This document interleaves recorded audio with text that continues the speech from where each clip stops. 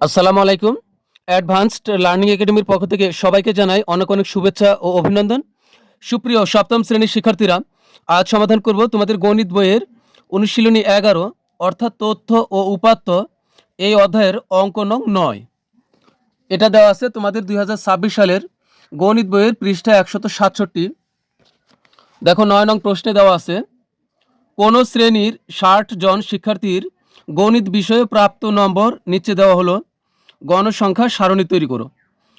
তো গণসংখ্যা সারণী তৈরি করতে হলে সর্বপ্রথমে আমাদের আগে পরিসর বের করতে হবে। এরপর পরিসরকে আমরা শ্রেণী ব্যাপ্তি দ্বারা ভাগ করলে আমাদের শ্রেণীর সংখ্যা চলে আসবে এবং তারপরে আমরা গণসংখ্যা সারণী তৈরি করতে পারবো। তো চলো শুরুতে আমরা আগে পরিসর নির্ণয় করি। এখন আমরা পরিসর নির্ণয় করব। এজন্য প্রথমে আগে আমরা লিখব যে এখানে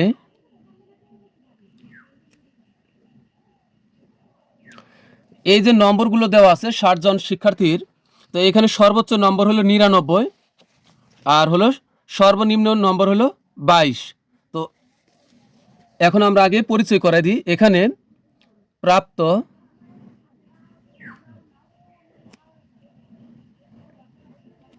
সর্বোচ্চ নম্বর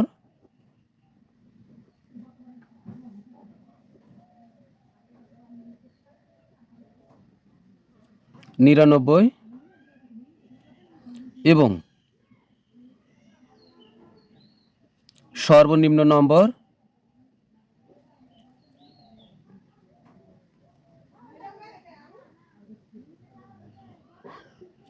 22।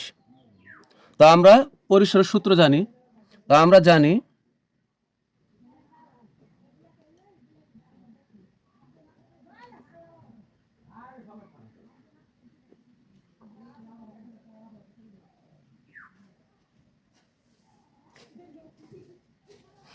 পরিসর সমান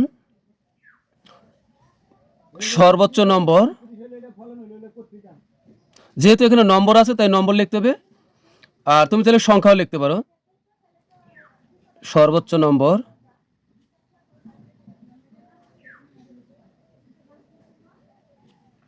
বিয়োগ সর্বনিম্ন নম্বর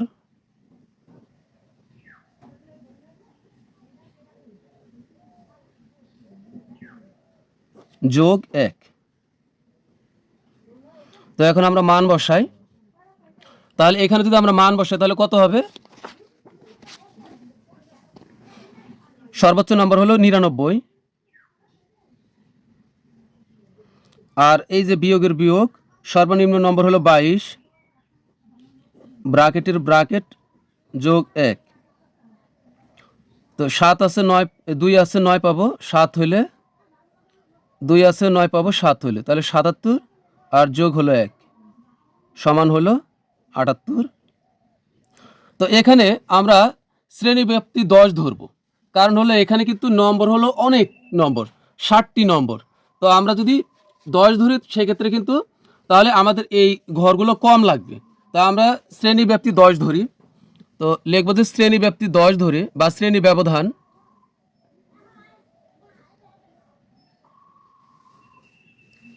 শ্রেণীব্যাপ্তি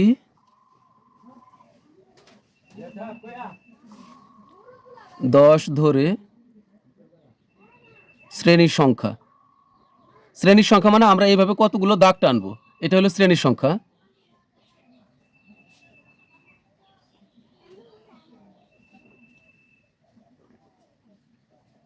তাহলে আমাদের পরিসর হলো 78 ভাগ শ্রেণী ব্যাপ্তি 10 ধরেছি, তা 10 দ্বারা ভাগ করবো আমরা।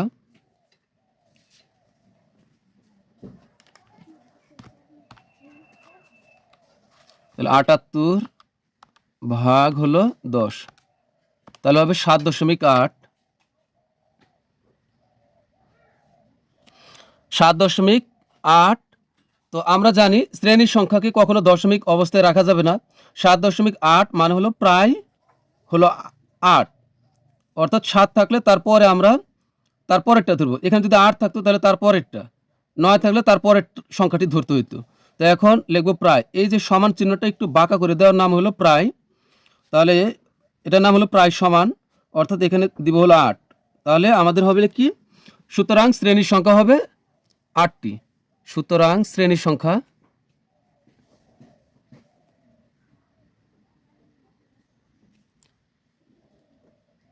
শ্রেণীর সংখ্যা 8 হবে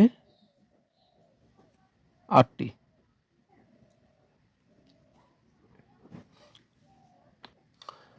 তো যেহেতু শ্রেণীর সংখ্যা 8টি হবে, তাহলে আমাদেরকে আরও 2টি শ্রেণী সংখ্যা বেশি নিতে হবে। একটা হলো এই শিরোনামগুলো লেখার জন্য।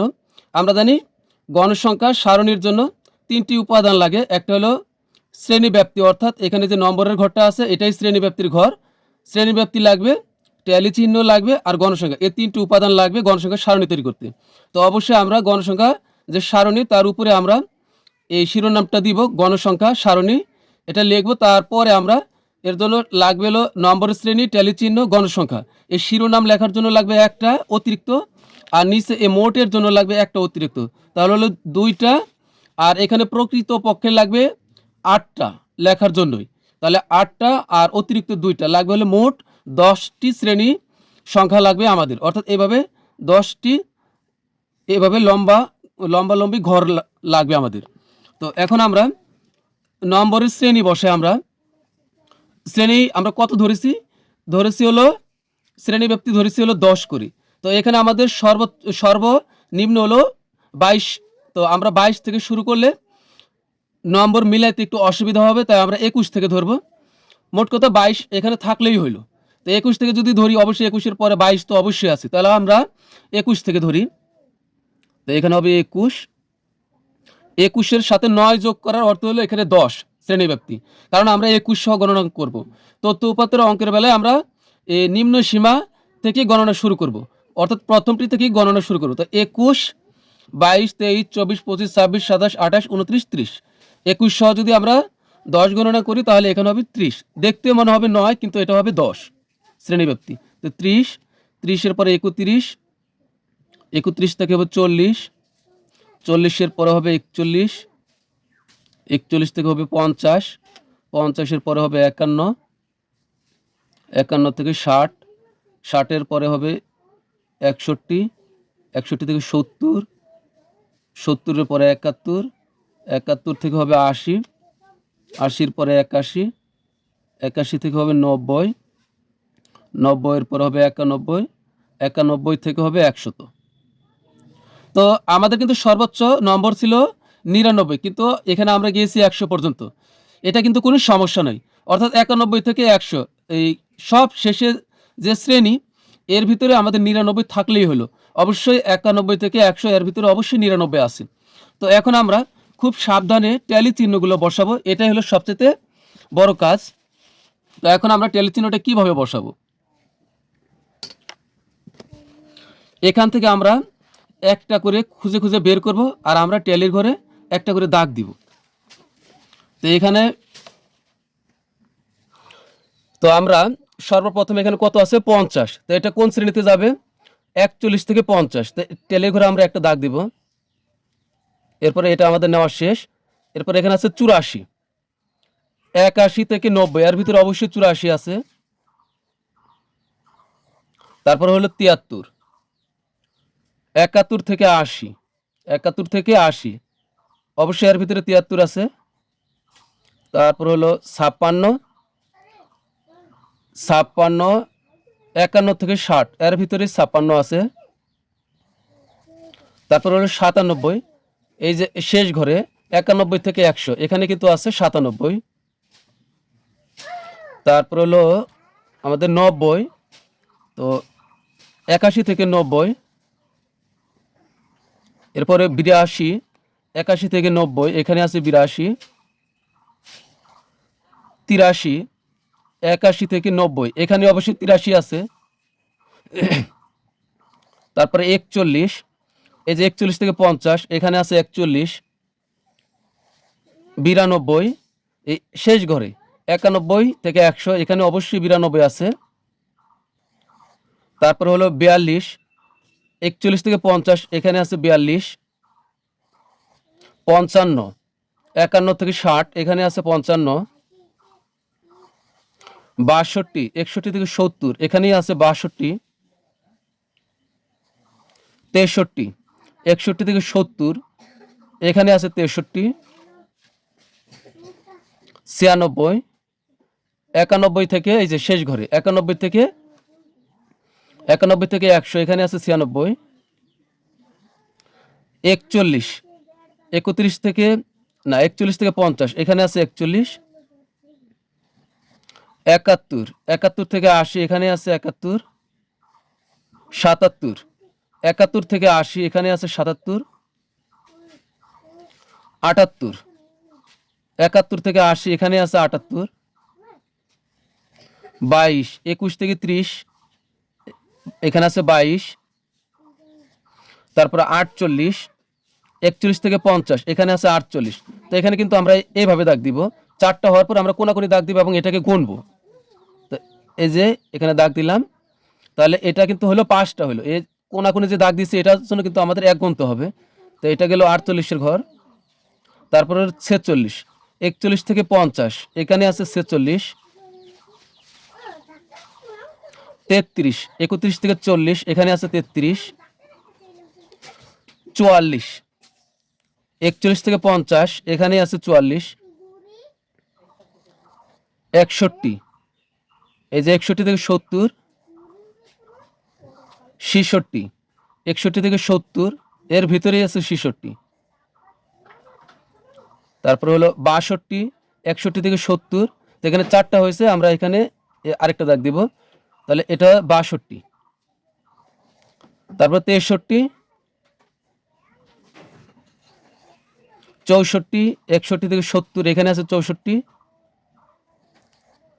53, 51 থেকে 60, এর ভিতরে কিন্তু আছে 53। তারপরে হলো 60, 51 থেকে 60, এটা হলো 60-এর ঘর। তারপরে 50, 41 থেকে 50, 72, এই যে 71 থেকে 80, এখানে আছে 72। তো 4টা হয়ে গেছে, এখন আমরা এই কোনাকুনি দাগ দিব একটা। তারপর হলো 67, 61 থেকে 70, এখানে আছে 67, 99, এই শেষ ঘরে 91 থেকে 100, এখানে আছে 99,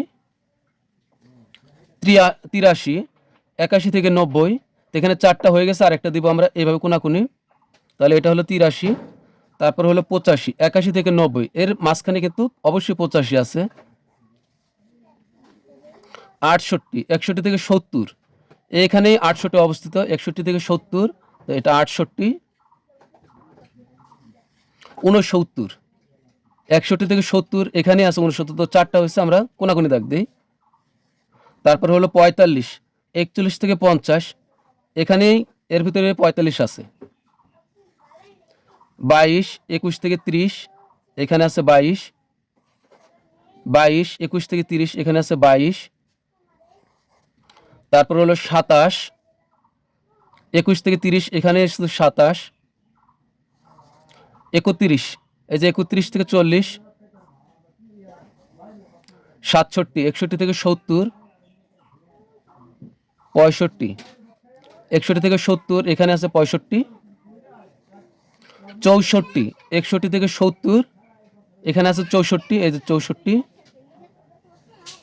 আরেকটা 64, 61 থেকে 70,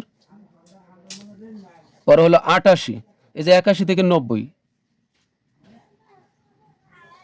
63, 61 থেকে 70, এর ভিতরে 61-এর পরে অবশ্যই 63 আছে। তো আমরা এখানে আবার এভাবে কোনাকুনি দাগ দেবো 4টা হওয়ার পরে। তারপর 47, 41 থেকে 50, এর ভিতরে আছে 47, তো আমরা এটা কোনাকুনি দাগ দিব। 58, 51 থেকে 60, এর ভিতরে আছে 58, তো এখানে 4টা হয়েছে, আর একটু আমরা কোনাকুনি দাগ দিব। পরে হলো 59, 51 থেকে 60, এর ভিতরে আছে 59, 60, 51 থেকে 60, 72, 71 থেকে 80, এর ভিতরে আছে 72। তারপর হলো 71, এটাই 71-এর ঘর। 73, 71 থেকে 80, এর ভিতরে 73। 49, 41 থেকে 50, এখানে 49 অবস্থিত। তারপর হলো 75, 71 থেকে 80 এখানে আছে 75, তারপর 64, 61 থেকে 70 এখানে আছে 64। তো এখন আমরা সবগুলো এই ট্যালির ঘরে যা পেয়েছি এটা আমরা গণসংখ্যার ঘরে সংখ্যার আকারে লিখব। তাহলে এখন এখানে আমাদের কত হচ্ছে, এখানে হচ্ছে হলো 4, তারপর হলো এখানে 2, এই 5, 5 10 আর 1 যোগ করলে হবে 11, তারপর হলো এখানে 5 আর 2 হলো 7, তারপরে হলো এখানে 5 5 10 5 15 আর 1 হলো 16, 5 আর 4 যোগ করলে হবে 9, 5 আর 2 যোগ করলে হবে 7, আর এখানে আছে হলো 4টি। তো এখন আমরা সবগুলো যোগ করব, যোগ করে দেখব আমাদের 60 হয় কিনা। তো আমরা যোগ করি, এখানে 4 আর 2 হলো 6, তাহলে হলো 6 যোগ 11, এই যে 4 আর 2 6 যোগ 11, তারপর হবে যোগ হলো 7, এখানে আছে 16, 9, 7 আর 4 আবার 11, এই যে আমাদের বের হয়েছে 60। তাহলে মোটের ঘরে আমরা লিখবো হলো 60।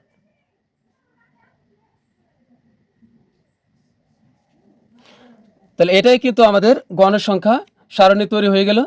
তো প্রিয় শিক্ষার্থীরা, আমরা পরবর্তী ক্লাসে আমরা সমাধান করব হলো পরে যে 10 নং অঙ্কটি আছে, পরবর্তী ক্লাসে আমরা 10 নং অঙ্কটি সমাধান করব এবং ধাপে ধাপে এই অধ্যায়ের সবগুলো অঙ্কই আমরা সমাধান করব।